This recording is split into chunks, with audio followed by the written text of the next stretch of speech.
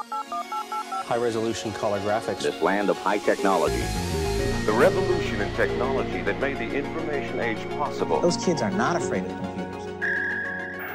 Welcome to This Week in Retro for the week of February 15th. Coming up on today's show, The Andy Warhol Museum Amiga exhibit. Sayonara Kawasaki. Pour one out for Tapper. And C64 Hidden Gems. All this and more, plus our community question of the week on This Week in Retro. Up-to-date news for out-of-date tech. John, before we fly into our first story, a quick correction. We like to be as accurate as possible on this show, and unfortunately, there was a moment when I wasn't last week, John. You asked me a question. It was on the subject of the RetroArch front end and its relation to the Mister on the roadmap. And you asked me, does the front end support the FPGA cores or not? And I thought it did, but actually, on further investigation this week, RetroArch on the Mister completely ignores the FPGA chip and uses the ARM chip for its own cores. So just wanted to clear that up.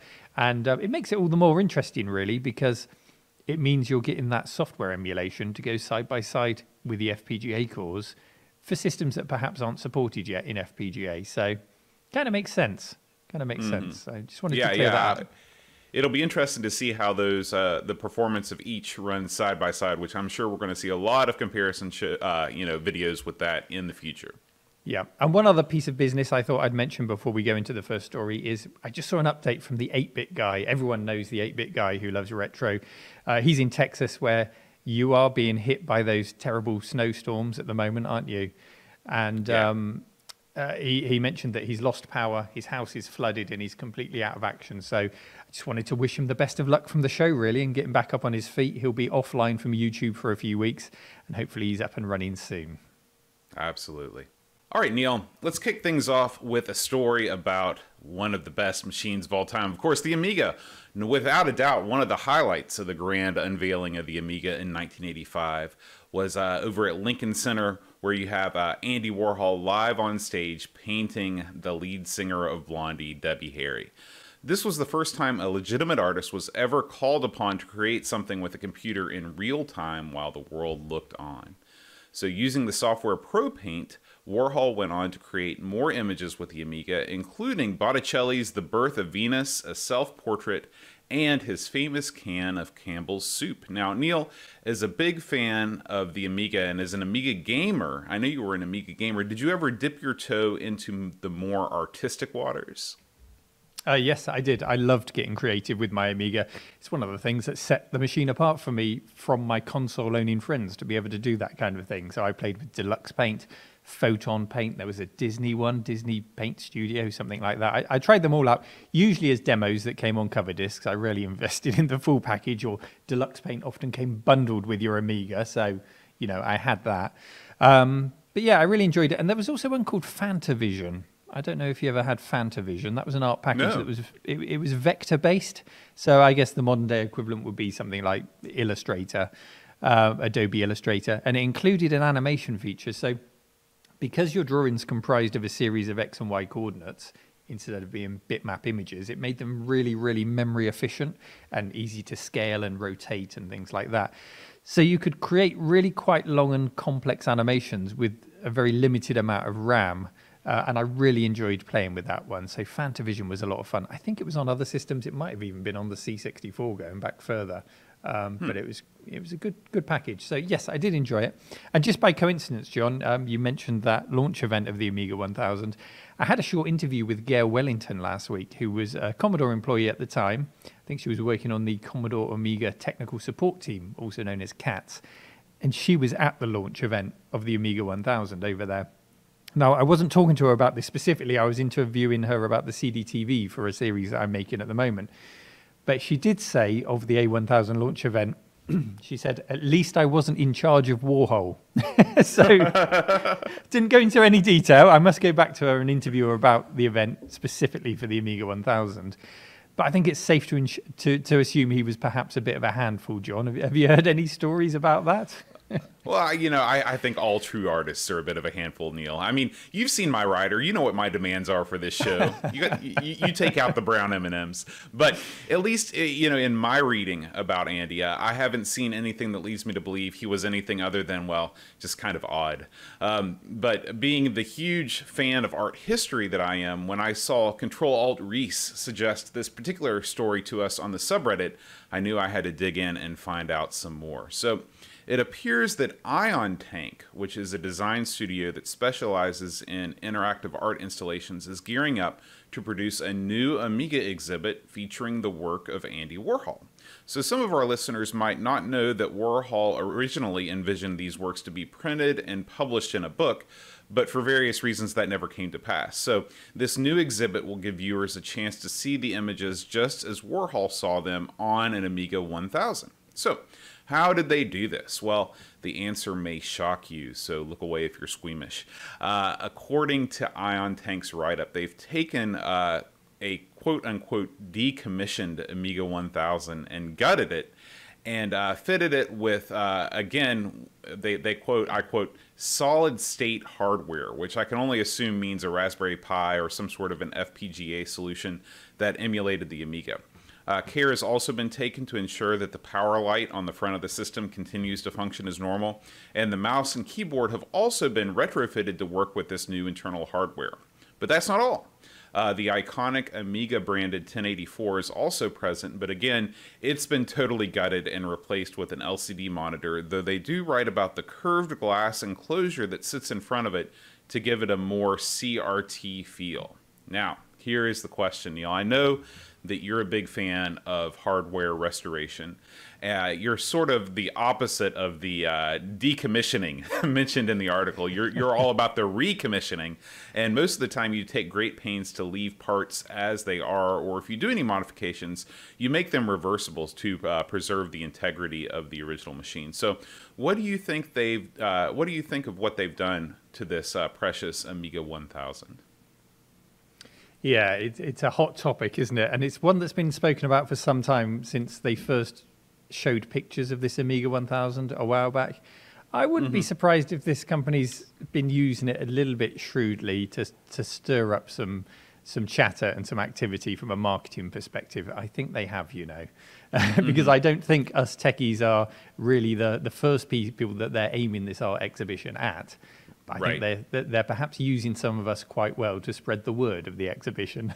But hey, it's working. We're talking about it. It's working, exactly. And there are two ways of looking at this, John. I think first is from the perspective of an art exhibition, and they want to show off the art to hundreds of thousands of people day in, day out, without having a big out of order sign over an installation that they may have traveled hours or even days to come and see. So I get why they've looked for a solution that helps them to fulfill the guest experience that they want to deliver without problems.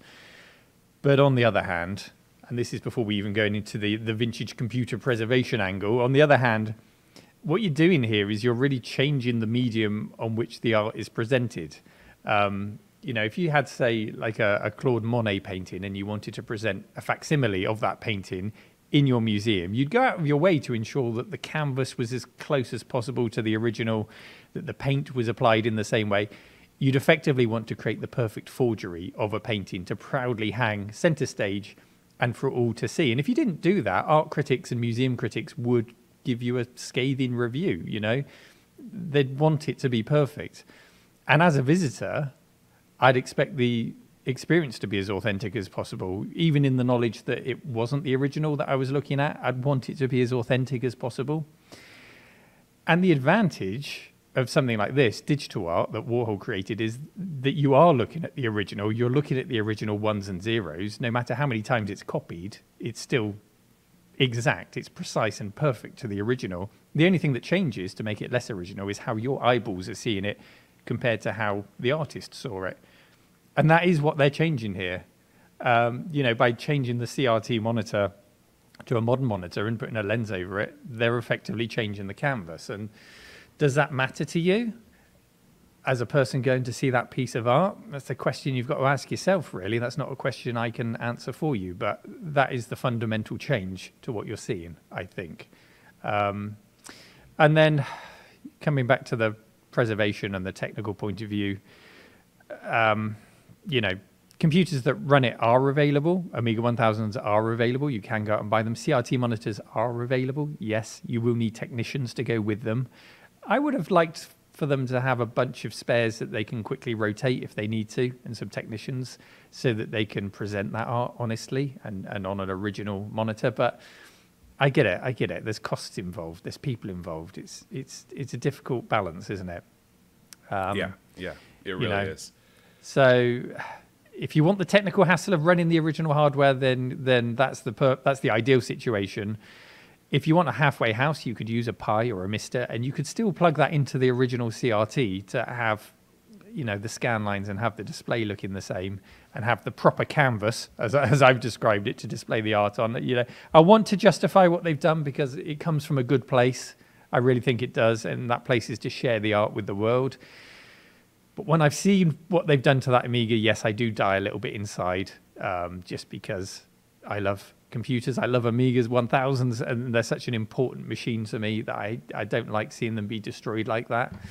But I get it, John. I'm probably not as angry as you think I might get about this. Yeah.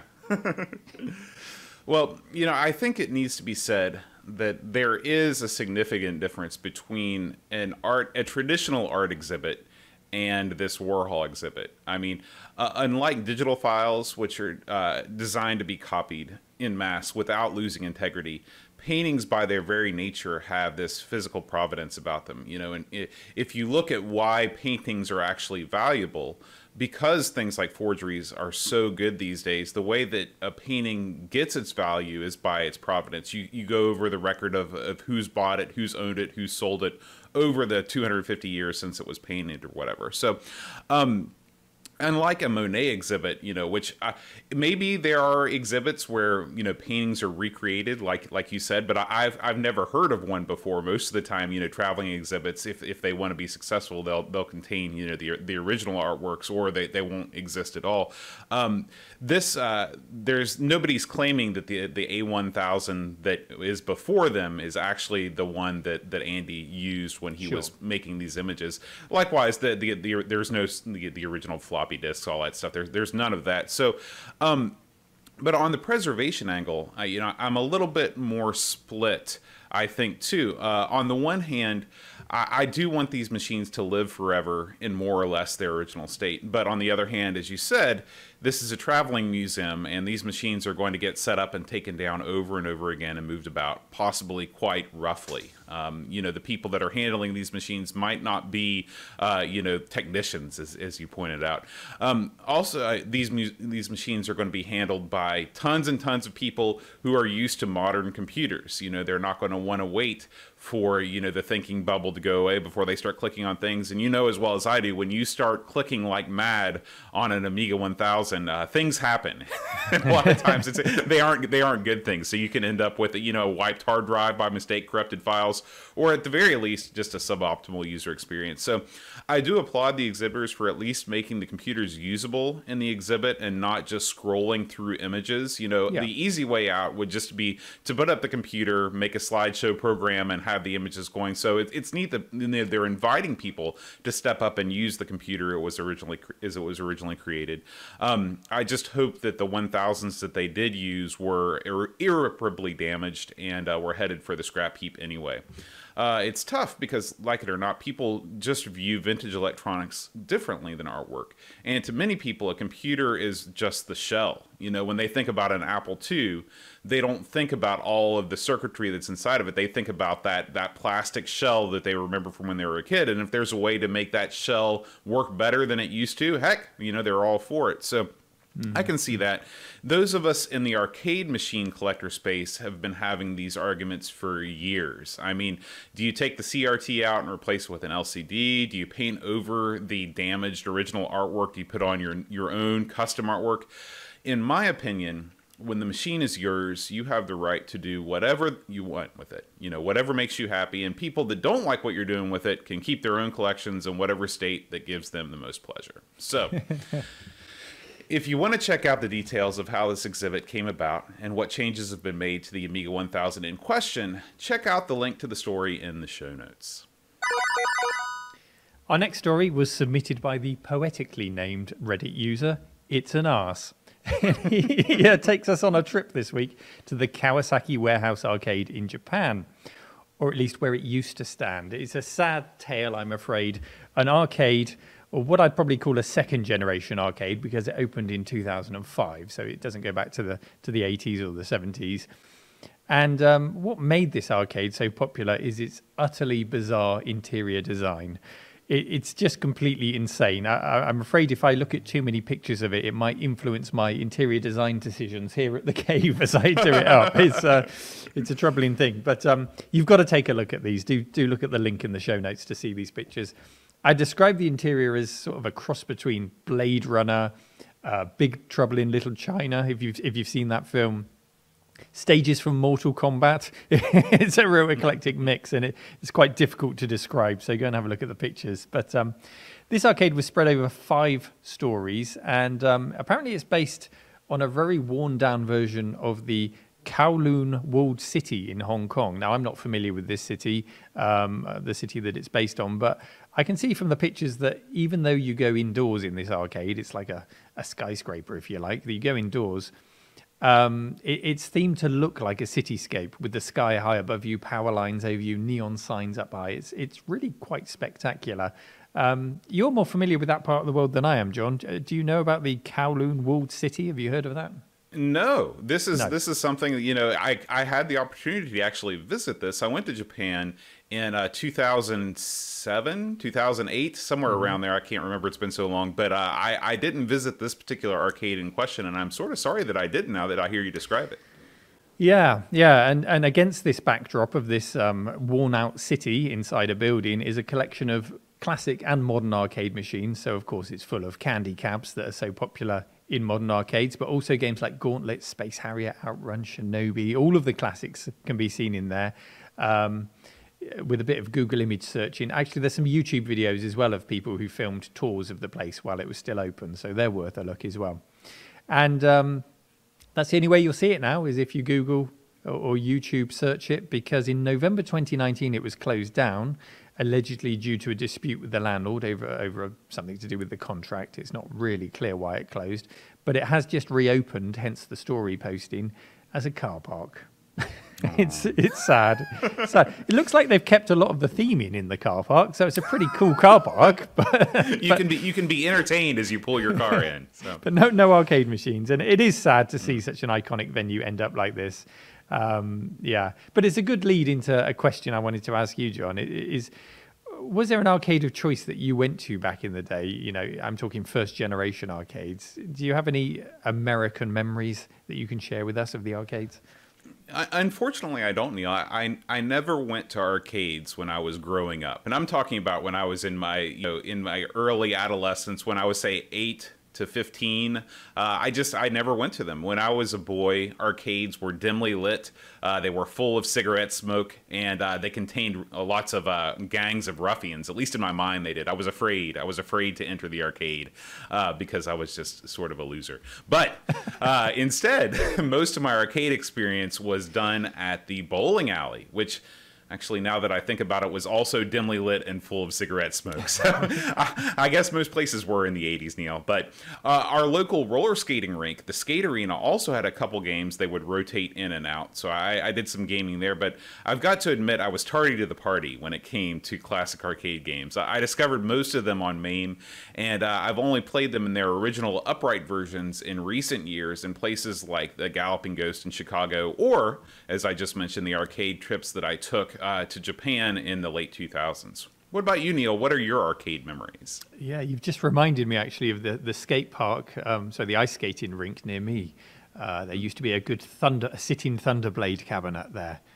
Completely forgotten about that one. Anyway, I grew up near a seaside town called Weymouth on the south coast of the UK, and seasides are traditionally where you'd find the arcades in the UK. Here, we didn't have Disneyland.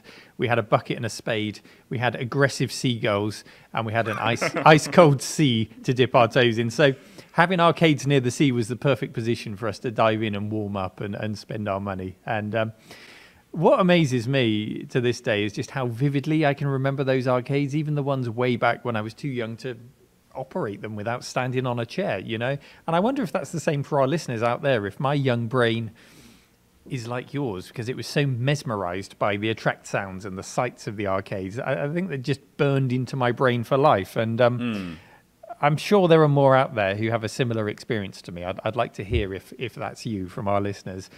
One of my favorites was Butlins Holiday Park, which was the seaside town of Minehead. It was a real special treat to go to Butlins. That was like the family holiday for a long weekend or a week.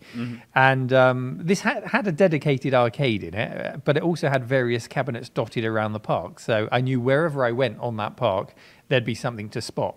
And for good measure, there was also a shop that sold games on cassette for my Amstrad CPC. So I had it all covered at this holiday park. It was brilliant. But if I close my eyes and just think about Butlins, I can see Dragon's Lair, I can see Spy Hunter, I can see The Empire Strikes Back, all of those arcade games, exactly where they were. I could sit down and I could draw exactly where they all were for you.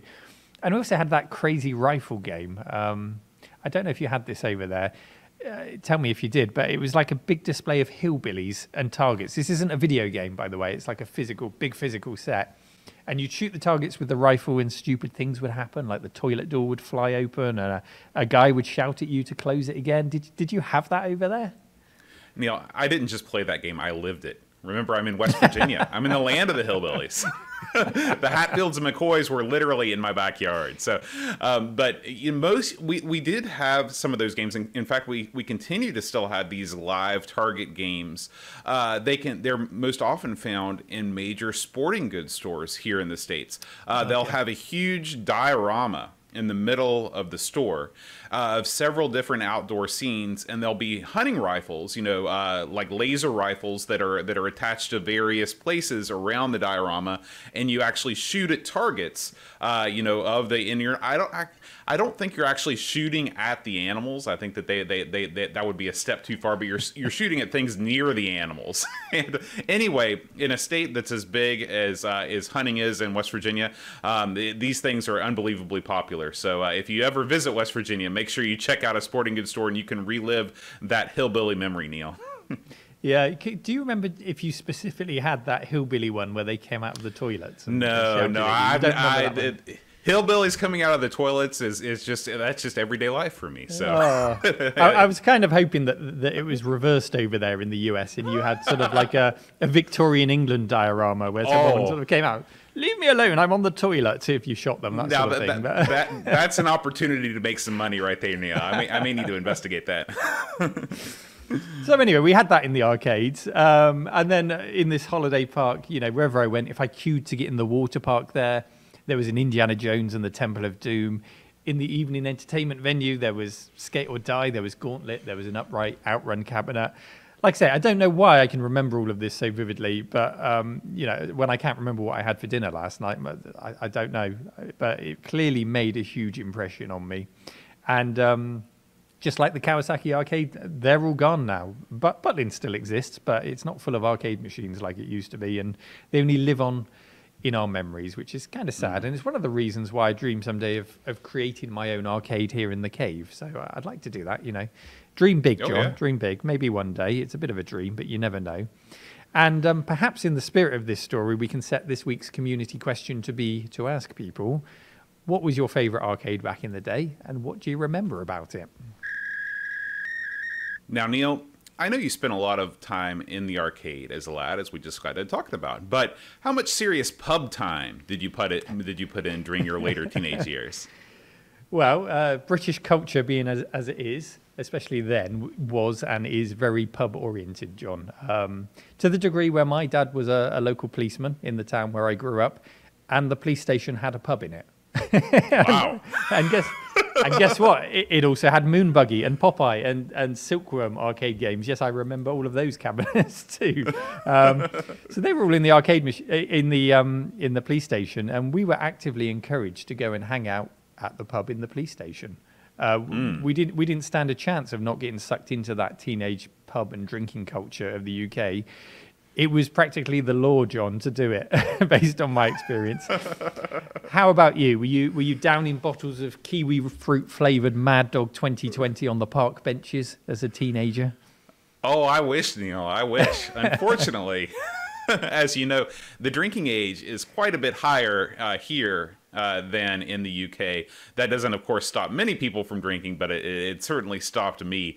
So most students not named McLovin don't do much drinking in pubs or bars, as we call them, until they're almost out of college. Of course, you know, like I said, that doesn't stop a lot of people, but at least drinking in the pub, you know, where somebody's pouring you a drink, that doesn't happen until you're much older. So I do remember fondly, well, maybe fondly isn't the correct word, my 21st birthday party, which I spent in a bar. I was playing trombone in the pit orchestra of a production of the Broadway musical Damn Yankees, Neil.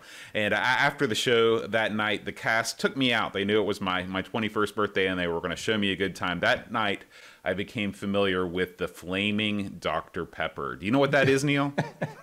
There's a lot to process there, John, in that last paragraph. No, I don't know what that is. Please explain.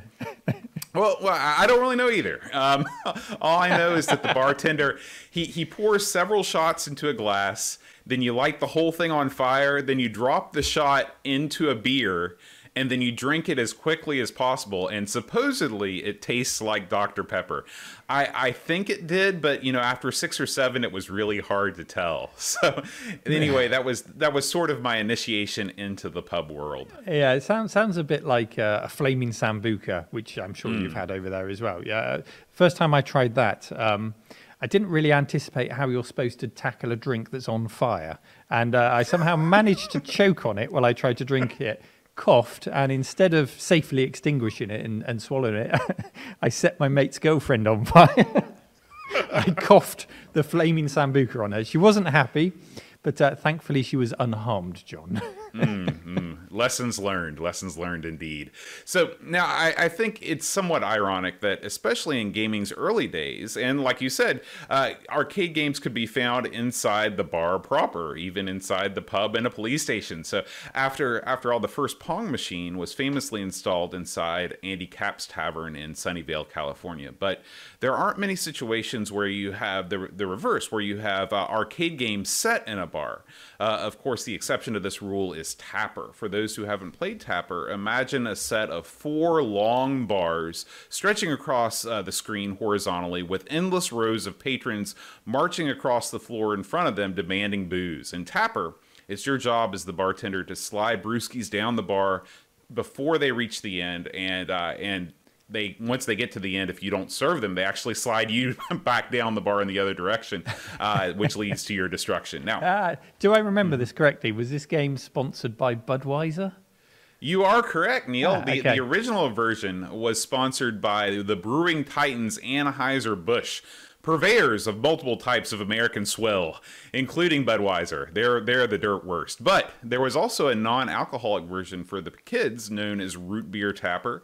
And bizarrely, in the 90s, a third version appeared in Japan with the Suntory logo, which is the famous brewery in Japan, on some boards manufactured by Sega. Sega denies all involvement of being a party to this, but I think that they probably were. They just they didn't want it to be known, because this was a game that was developed in the States by Bally Midway. Now, this game is great. I love Tapper. It's fun to play through an emulator, but the best way to play it by far, and this is a way that I did it for the first time when I was in Chicago at the Galloping Ghost, is its original arcade edition, which features both an actual tap that you pull to pour those virtual drinks and a rail to rest your feet on. When you pull up a bar stool in the machine, you put your feet on the rail, you really feel like you're entering the environment. But if you don't have a big stack of money to spend on the real deal, and this is one of the most expensive arcade machines you can buy just because of all those accoutrements, there is a new version of Tapper in development that you can play at home with something you might already have. It's coming, Neil, to the ZX Spectrum. Ooh. Now, some of you disciples of Sir Clive out there might know that back in the day, Tapper did get a port for the Speccy. It was by US Gold, and yes, it was awful. The new edition by Gabriele Amore, I think is how you say the name, and originally reported on by Indie Retro News, improves upon the original Tapper in every way. Through clever coding, all the character sprites are now multicolored and the action is much, much faster. I looked at these things back to back and there was no contest. The only thing left to fix is the music, which even by 48K Spectrum standards on the original version was pretty insufferable. Neil, did you play the OG Specky version back in the day? And what do you think of the footage of this new game in development? I didn't actually play it back in the day. The only pub-based game I can think of that I played back in the day was 180 or 180, which was a darts game. I didn't get to see a real Tapper arcade machine in any of the arcades I went on, and the way you describe it, it sounds really fun. And I didn't actually play the game until I fired it up many years later on MAME, and it is a fun game to play, even without those controls. But I feel like I'm missing out a little bit now that you've described it. I feel like I've been playing Chase HQ or Outrun with a joystick instead of a steering wheel. So I'd really like to try it with the beer tap and the stool and everything. But that being said, it didn't seem to hinder the gameplay when I played it with the joystick. So I'm sure it will port just fine to the ZX Spectrum.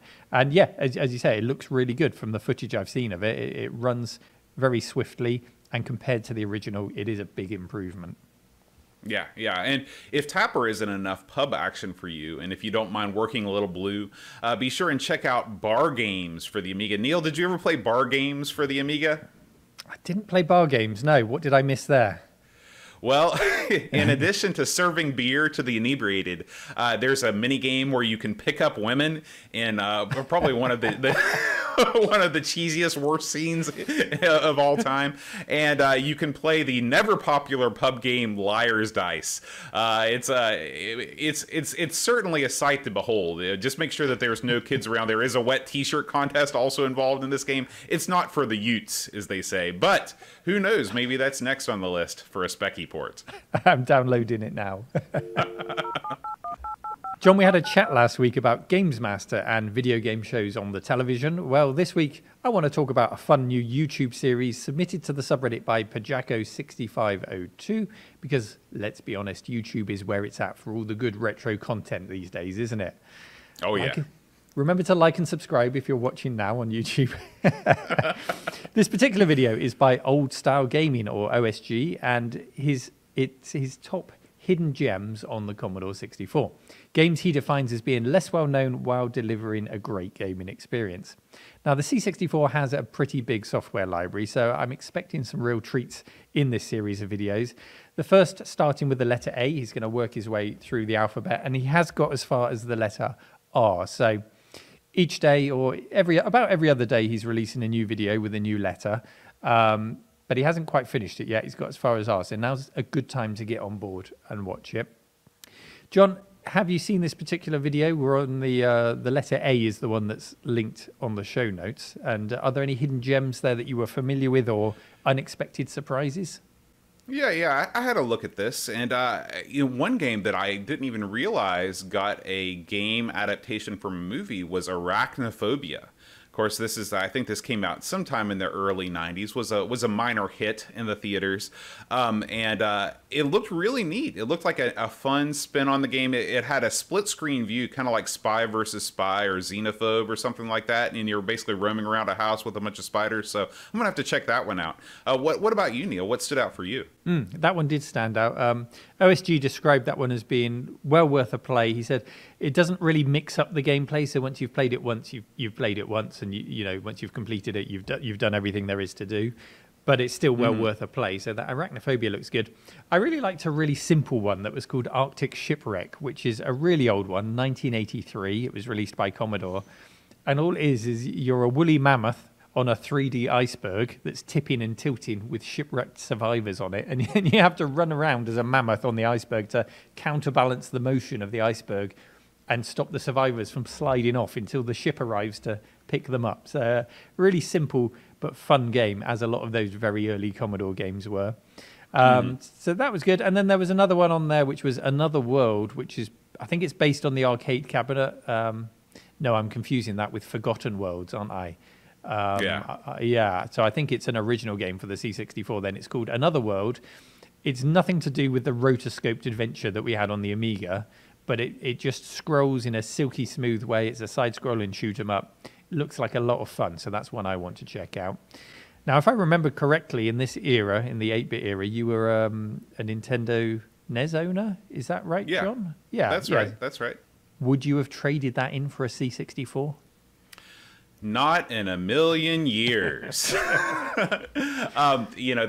This is one of those questions that, shall we say, touches a nerve when you bring it up. Depending on what you grew up with. Again, was there any Mario on the C64? Where you had Gianna Sisters, which, let's be honest, it is what it is, blatant ripoff.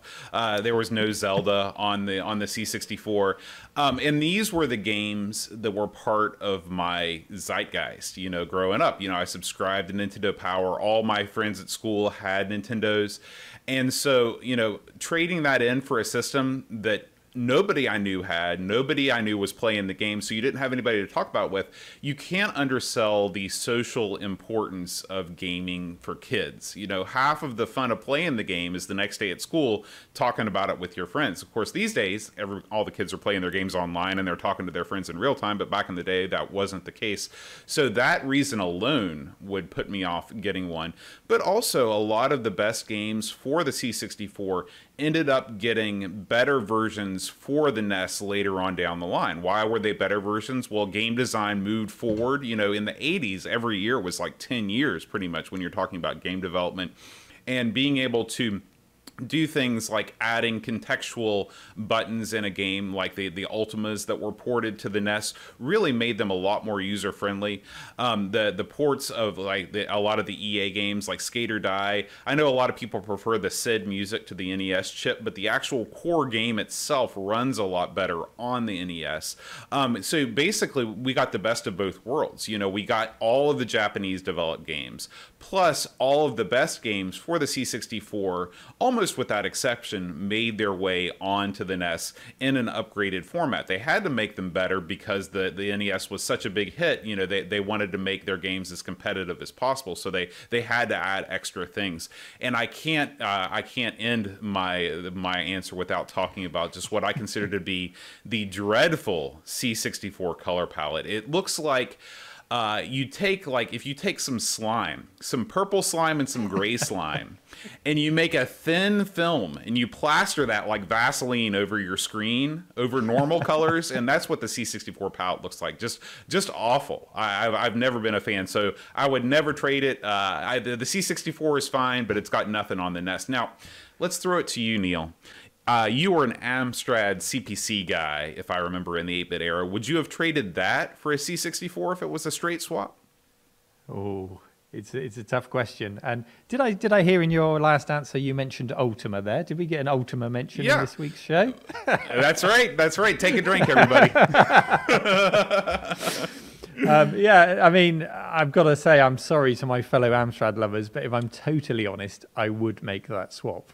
When a game is written to use the hardware-assisted sprites and the SID chip and all the bells and whistles and everything else the C64 had to offer, I've got to be honest, it does walk all over the Amstrad when it's put to full effect. So I hate to throw my first love under the bus, but yeah, give me that C64.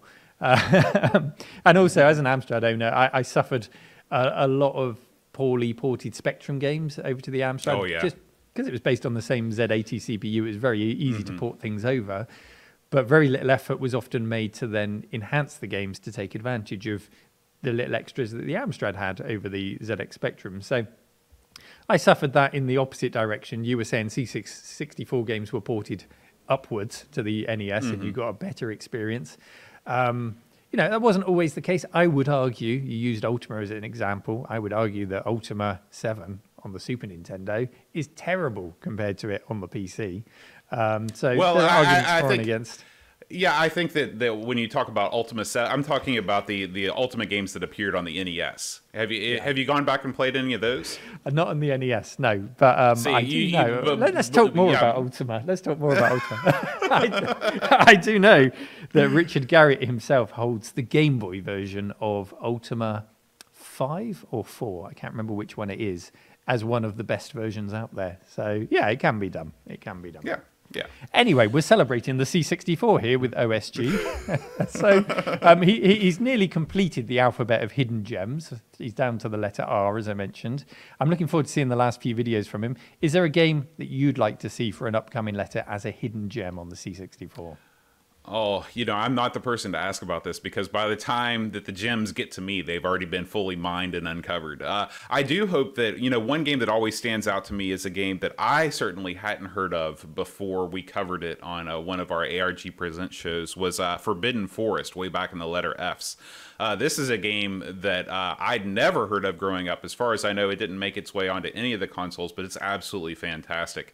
It's a game where you're an archer, and it's sort of an over-the-shoulder third-person sideways scroll. It's difficult to explain, but you make your way through a forest, and you're battling different creatures. There's a day-night cycle that's really cool, and it's got some excellent music. So that would be my pick for Hidden Gem on the C64.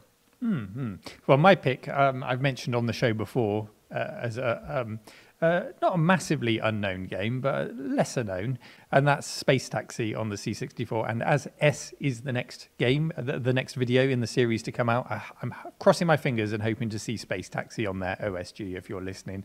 I have to say, on the A-list video, the #1 game at the end of that video, I won't spoil it for you, but it really does look great. It's a game that I'd never seen before, and it's a game that I'm definitely going to go and check it out. So I won't spoil the surprise, but do go and check out the #1 game on the A video, and then perhaps the rest of the series, as I'm going to do, because I haven't worked my way through all of them yet.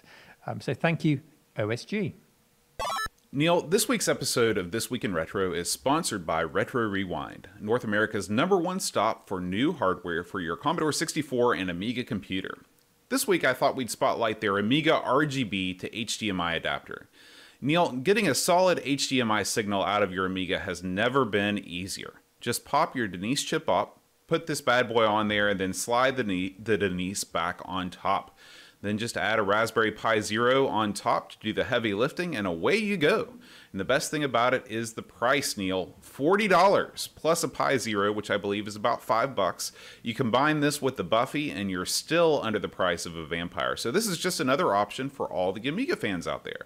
Yeah, you're not just under the price of a Vampire, you're massively under the price of a Vampire. And I was really impressed when I saw this on their website, retrorewind.ca. It's a really low-cost alternative to even a scan doubler, which are quite hard to get hold of now for your Amigas. Even the modern ones are in short supply. And from a UK price, you're looking at £100 or more for a decent scan doubler. So to find something so cheap that can give you an HDMI output that just slots on so easily, you don't need any technical skills to install this. It's a great find. I'm definitely going to be getting myself one. Yeah. So if you're looking for that or any kind of hardware from diagnostic equipment to this RGB to HDMI adapter, be sure and head over to retrorewind.ca/TWIR. We thank Retro Rewind for sponsoring This Week in Retro. Neil, it's time now for our community question of the week. What was the question this week, Neil? The question this week was, what is the worst video game you've ever purchased? All right, well, we're going to start things off with Shishkali. He says, Miami Mice on the Atari STE. Just terrible. Fred Schwartz says, it was some adventure game on the Atari 800 which seemingly had no end. I mean, it doesn't really narrow down what this game was, but there we go. Thank you, Fred. Audio Call-Up says, at this point in time, I was delivering newspapers and got a monthly paycheck from that. He spent around $81 US in his own currency on Rise of the Robots for the Amiga. Oh, I'm sorry, Audio Call-Ups. That's no good. Richard Shears says, Outrun on the Amstrad CPC 464. Oh, and Outrun on the Amiga as well. I honestly believe that they would have done a better job on the 16-bit Marvel. Boy, was I wrong. Yeah. Pajako6502 says, Dragon's Lair for the ZX Spectrum. He says, that's rock bottom and about 20 feet under. That is this. I've never made it off the first level to this day. Shackler says, it has to be Crazy Cars for the Commodore 64. I saved money from many trips to my granny's house in order to get it. 5 Irish punts he paid for it in the local shop. 30 years later, I can still hear the squeal of the tyres and a seemingly uncontrollable game. Algebrush says, definitely Gaza's Super Soccer. It came with my Amiga 500 and was a second-hand backpack, and Gaza was definitely the turkey of the bunch with a change of perspective when you get to the goal ends of the pitch, rendering your control direction suddenly flipped by 90 degrees. No good. Oh, that was really one I should have read out. It's Gaza, who is a very well-known footballer.